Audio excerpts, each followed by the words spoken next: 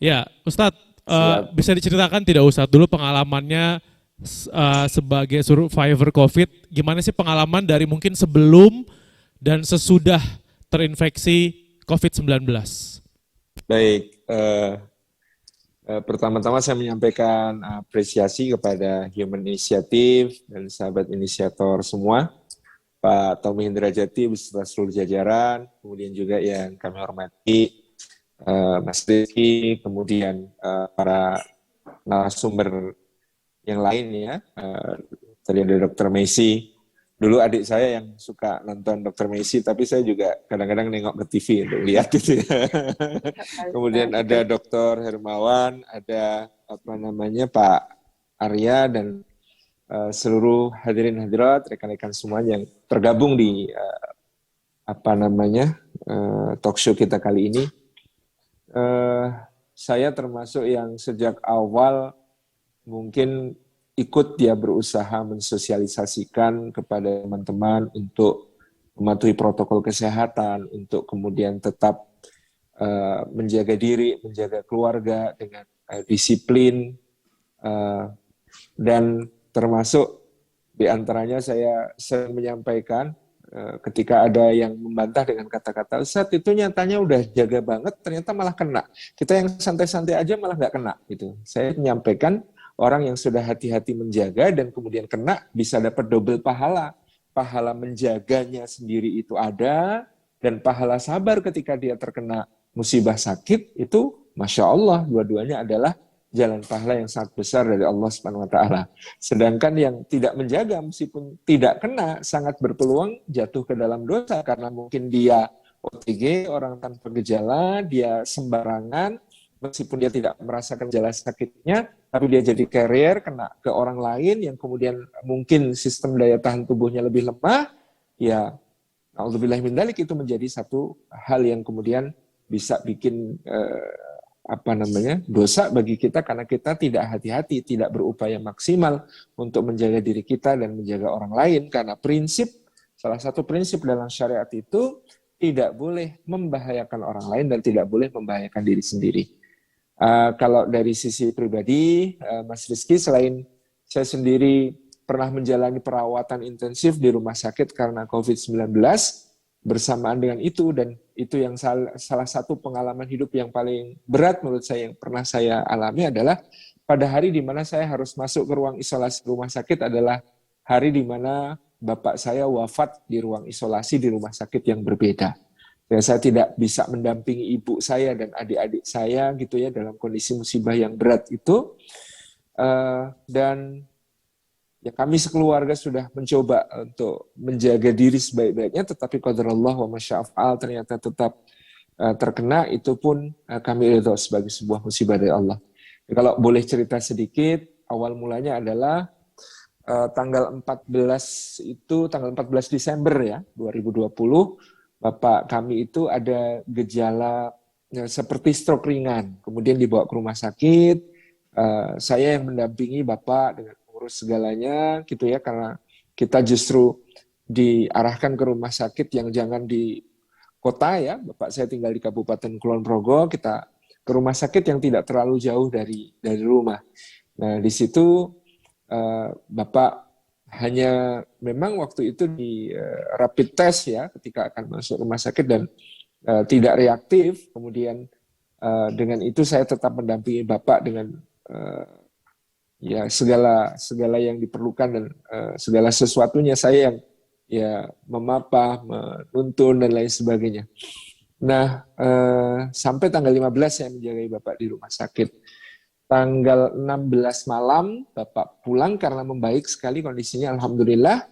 Dan kemudian tanggal 17 sore saya mulai merasa demam dan tidak enak badan. Dan Bapak juga merasakan hal yang sama ketika di rumah begitu. Kemudian saya hari berikutnya sudah mulai karena ada demam itu saya inisiatif untuk isolasi mandiri di rumah.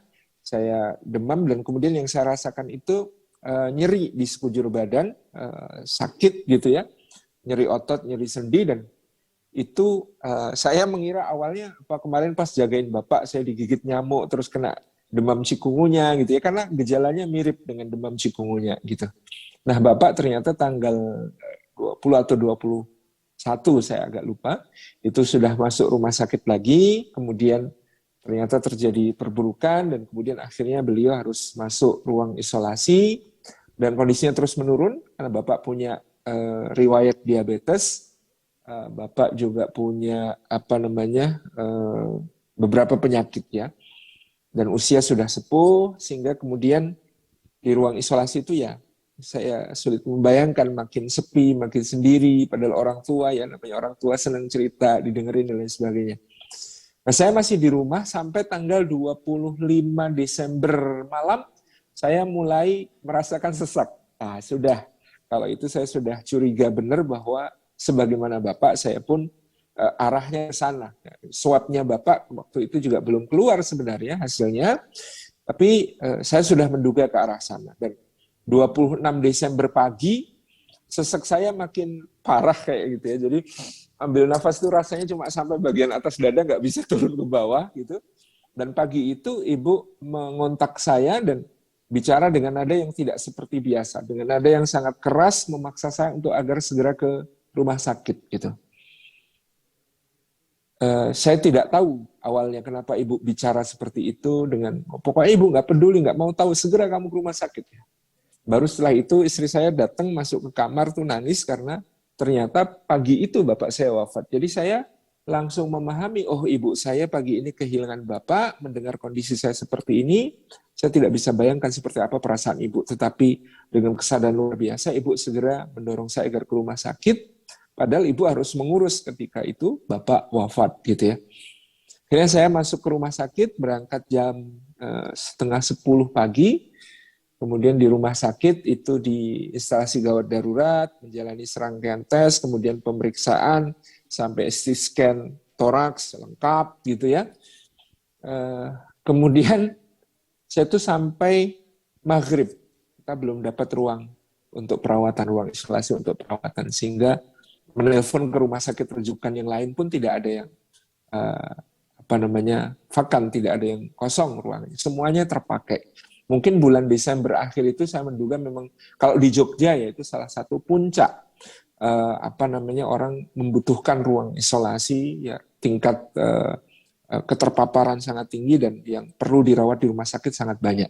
Saya waktu itu di Jogja International Hospital, dan kemudian sampai maghrib tidak ada kepastian dapat ruang. Saya minta izin kepada dokter, dok kalau saya dirawat di rumah, seperti apa prosedur yang harus dipenuhi, dijelaskan berbagai macam halnya, harus terpisah dengan keluarga yang lain, bagaimana toiletnya, kemudian apa yang harus disediakan, tabung oksigen, dan lain sebagainya. Oke, saya akan usahakan penuhi itu. Lalu kami pulang, ba'da isya sampai di rumah, tapi jam 8:30 itu saya ditelepon oleh seorang dokter di JIH, di Jogja International Hospital, yang kebetulan kenal, dan beliau penanggung jawab ya tentang CT scan kami. Diperlihatkan, kata beliau, saya tidak bisa membiarkan Ustadz Salim untuk berada di rumah, harus dirawat intensif di rumah sakit. Saya nggak mau tahu, segera berangkat ke Ustadz. Saya sudah bilang, dok, tadi itu nggak ada tempat untuk saya, nggak ada ruang isolasi yang lowong, yang dari siang nunggu pun sampai sekarang belum dapat. Pokoknya segera ke rumah sakit. Saya nggak mau tahu, segera ke rumah sakit. Nanti kita perjuangkan, kita usahakan supaya ada ruang isolasi untuk jenengan. Saya berangkat jam 10 ya waktu itu, sampai di rumah sakit. Kemudian ternyata bahkan IGD pun penuh. IGD pun penuh sehingga harus menunggu di mobil sampai kemudian masuk IGD itu sudah jam 12 lebih. Kemudian di IGD menunggu, akhirnya sekitar jam 2:30 kami pindah ke ruang isolasi. Alhamdulillah akhirnya mendapatkan ruang isolasi. Wallahu alam gimana seperti itu. Ketika kemudian akhirnya kami diberikan dapat ruang isolasi itu. Di ruang isolasi masuk, ada visit dokter pagi, saya langsung terpikir pertama adalah saya harus berjuang untuk sembuh. Pertama-tama karena saya masih banyak dosa. Yang kedua, saya ingat ibu. Ibu baru kehilangan bapak, dengan kondisi saya seperti ini, kekhawatiran beliau pasti bertumpuk-tumpuk. Ya Allah, kalau saya masih diberikan umur, segera berikan kesembuhan dan kesehatan, dan saya berjanji akan berjuang sekuat tenaga untuk ikut berkontribusi dalam upaya-upaya pemulihan itu. Saya tanya sama dokter, dok, apa yang harus saya lakukan supaya segera bisa sembuh? Satu, asupan gizi dipenuhi. Saya janji semua makanan yang diberikan rumah sakit, seperti apapun rasanya, akan saya makan, akan saya habiskan. Terus yang kedua, obat, vitamin, dan segala suplemen silahkan dikonsumsi sesuai dengan diskusi dengan dokter. Siap, saya akan konsumsi itu. Kemudian yang ketiga, Bapak mau proning nggak? Proning itu gimana? Ya ini hanya dari pengalaman empirik di beberapa pasien, ini membantu sekali untuk pemulihan. Terutama Bapak, ini paru-paru sudah sangat kondisinya seperti ini untuk membantu nanti posisi tengkurap, ambil nafas dalam supaya kemudian bagian belakang itu bisa mengembang dan kemudian bisa membantu pemulihan cepat karena ada asupan oksigen masuk. Baik, saya lakukan. Berapa jam sehari? 12 bisa? Saya usahakan, saya akan berjuang untuk itu. Dan selama 8 hari di rumah sakit itu, alhamdulillah saya melaksanakan proning itu, saya rata-rata ya, sehari itu 14 jam. Karena saya mulai dari ba'da subuh, habis sholat subuh, kemudian saya sudah tengkurap, hanya kejeda paling ketika makan, kemudian sholat, ya. Saya baru setiap hari mengakhiri posisi tengkurap itu pada jam 10 malam, sebelum kemudian istirahat. Itu pun istirahat saya tidak tidur terlentang, tetapi tidur dalam posisi miring. Kemudian alhamdulillah dengan itu ya, makanan pokoknya saya sampai minta dikirim makanan dari rumah, buah-buahan, apapun saya asup ya. Ya akibatnya tambah gemuk gitu selama isolasi gitu. Tapi Masya Allah itu luar biasa, karunia dari Allah yang luar biasa, termasuk tentang proningnya. Hari ke-6 itu saya minta izin sama dokter, saya boleh pulang nggak? Kondisinya kayaknya baik. Iya Bapak, kondisinya progresnya paling bagus bahkan dibanding pasien-pasien lain. Tapi ini, mohon maaf, penyakit ini agak unik. Kadang-kadang kayak sudah membaik, ternyata nanti ada perburukan. Tapi kan pantau dulu ya Pak, nanti kalau beberapa hari ke depan udah oke, boleh pulang. Hari ke-8 akhirnya saya diizinkan pulang untuk isolasi mandiri di rumah. 10 hari isolasi mandiri, 2 hari kemudian saya melakukan kontrol ke dokter sekaligus swab evaluasi, ternyata masih positif. Sehingga kemudian saya harus isolasi mandiri lagi tambah 10 hari sampai kemudian akhirnya total kalau saya hitung dari awal saya merasakan gejalanya sampai kemudian saya betul-betul bisa beraktivitas kembali itu totalnya 39 hari. Jadi sebuah pengalaman yang luar biasa ketika akhirnya saya posting gambar CT scan paru-paru saya itu di medsos, ya, banyak dokter-dokter yang komentar, Masya Allah Ustaz, sebuah anugerah hidup kedua karena semua pasien saya yang gambar paru-parunya udah kayak Ustaz itu hampir semuanya tidak tertolong. Tabarakar Rahman itu satu pengalaman yang luar biasa. Jadi Mas Rizky ini bagi saya pribadi anugerah Allah hidup kedua. Mudah-mudahan saya bisa mengisi dengan hal-hal yang lebih positif, hal-hal yang lebih baik, hal-hal yang lebih bermanfaat insya Allah. Demikian. Amin ya rabbal alamin. Ustaz, terima kasih atas ceritanya, sharingnya. Tentunya ya dari 4 narasumber kita yang luar biasa hari ini tadi banyak banget insight baru, kemudian juga semangat baru dan juga menyadarkan kepada kita bahwa ya saat ini kita semua gitu ya sedang berjuang dan berjuang juga tentunya kita juga terus berjuang karena kita juga percaya ada satu harapan bahwa kita bisa sama-sama melewati ini semua dengan baik dan tentu apapun yang sudah terjadi atau sedang terjadi kita juga yakin ini tentu semuanya atas izin Allah dan hanya kepada beliau juga kita berdoa gitu ya agar bisa melewati ini semua secara bersama-sama.